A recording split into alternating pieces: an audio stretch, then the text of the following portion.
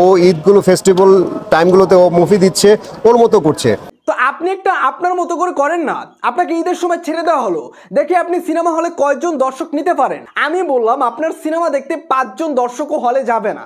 ব্যাপার যে আলেকজান্ডার তিনি বেশ কিছুদিন ধরে শাকিব খানকে নিয়ে বাজে বাজে কথা বলতেছে।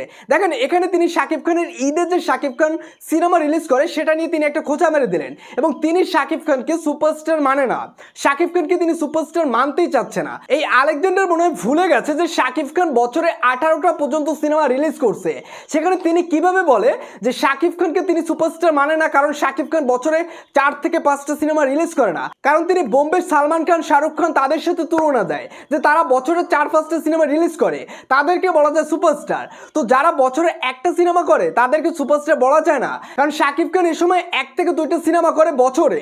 তো তিনি সেটাকে ইঙ্গিত করে এই কথাগুলো বলতেছে যে শাকিব খান ঈদ কেন্দ্রিক সিনেমা রিলিজ করে, শাকিব খান বছরে 2টা সিনেমা বানায়, তাকে সুপারস্টার মানা যায় না, কারণ শাকিব খান ঈদের সিনেমা রিলিজ করে তার মতো করে সুপারহিট করে। দেখেন আলেকজান্ডার হয়তো ভুলে গেছে যে আলেকজান্ডারের সময় কিন্তু শাকিব খান সিনেমা করছে এবং শাকিব খানের সিনেমার চাপে আলেকজান্ডার বলেন অন্য হিরো বলেন তারা কিন্তু বাদ পড়ে গেছে।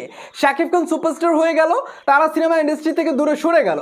এখন তিনি বলতেছে শাকিব খান সুপারস্টার না, কারণ তাদের চাইতে শাকিব খান এখন বড় স্টার হয়ে গেছে, তাদেরকে এখন কেউ দেখে না, তাদেরকে এখন কেউ গোনে না, শাকিব খান কেন বাংলাদেশে বড় সুপারস্টার, এটাই হচ্ছে তাদের মাথা ব্যথা। মূলত তিনি এখন চাচ্ছে শাকিব খানকে নিয়ে উল্টাপাল্টা কথা বলে আলোচনা আসার জন্য। এবং আমার মনে হয় না এই আলেকজান্ডার অশ্লীল সিনেমা ছাড়া একটা সামাজিক সিনেমা করছে, কারণ তিনি সারা জীবন অশ্লীল সিনেমায় করে গেছে এবং অশ্লীল সিনেমা করে তিনি কিন্তু সিনেমা ইন্ডাস্ট্রিটাকে একদম ধ্বংস করে দিয়েছিল।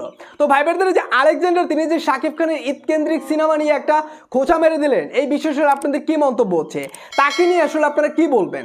অবশ্যই আপনার মূল্যবান মতামতটি কমেন্ট বক্সে জানিয়ে দেবেন।